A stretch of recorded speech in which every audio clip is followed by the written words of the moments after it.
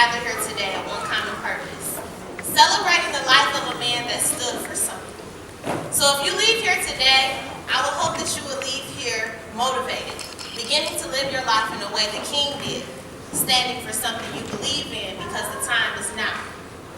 The time has come for action, for us to become better leaders, and most importantly, to come together. But that does not mean coming together to dwell on the things that we already know exist. We are constantly reminded of the issues that continuously affect our communities at large. But the more important concern is, what are we going to do about it? On June 23rd, 1963, prior to leading his march on Washington, Martin Luther King led a march of over 100,000 right here in Michigan in the city of Detroit.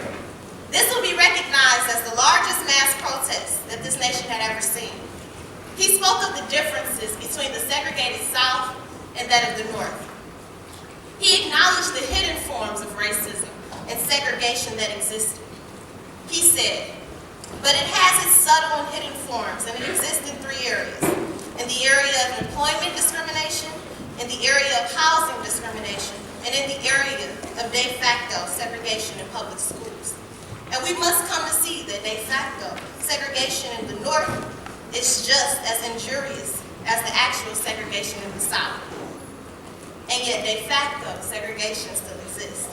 As we have seen in our own neighborhoods and communities and schools, yes, things have gotten better, but just better. History repeats itself. So I did not come here to dwell on the inconveniences in which we will be faced with.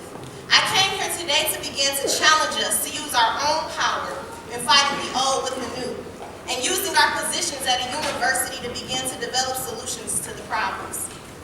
King said to Detroiters in 1963, if you want to help the movement in the South, then you have to be determined to get rid of segregation in Detroit. MSU, we have to be determined. In 2015, we have to be different. We have to be bold and knowledgeable in the ways in which we are putting forth our footprints. We all have good ideas, some even with good and progressive intentions. But now, in celebrating a tribute to Project 6050, crossing borders, breaking barriers, and building bridges, let us begin to challenge ourselves. Crossing borders offers us a first-hand experience, developing our own points of view, challenging ourselves to be thinkers outside of the box that has become heavily influenced by America's propaganda and news outlets, often governed by corporations and politics. It's time to stop judging the book by its cover. Breaking barriers stands to challenge what is often presented to us as the way it is. Have we ever questioned why it's that way? Asking ourselves, who does it benefit? Who does it neglect? And if that answer is no, then we have a lot of work to do. It's nothing wrong with going against the grain, speaking up for what you believe in, because no matter the problems of America, that is what we're all about. Freedom, right? I speak to you today as students and scholars because that is the underlying denominator amongst us all. And so when I see students using their position at a university to protest the injustices that exist throughout this nation, yes, I will support them. And I have no problem saying that Black Lives Matter. Because when we understand the deep-rooted injustices that have existed among Black people, then we understand that pro-Black lives does not mean anti-other lives.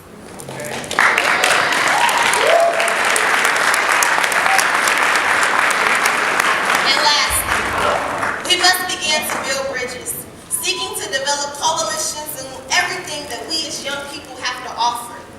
One thing that I love about MSU, we have so many students that stand for something.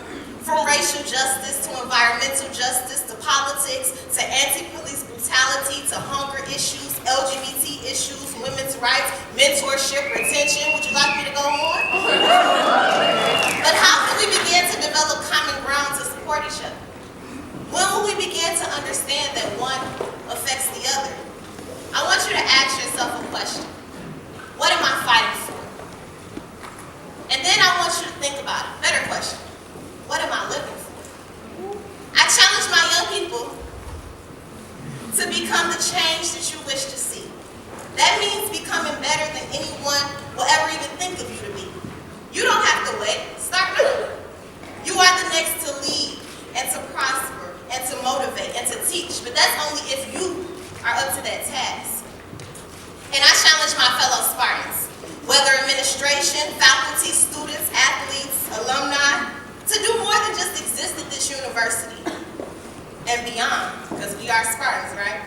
But becoming more than your title, more than your position or your year in PID, but seeking to better and develop what has already been given to us as an opportunity, crossing borders, breaking barriers, and building bridges just where we are. Not always because we want to, but because that's our responsibility.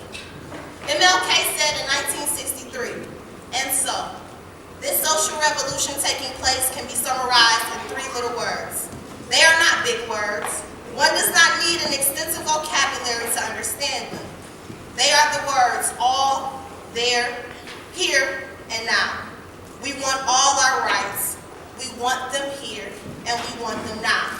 So I'll leave you with this. Repeat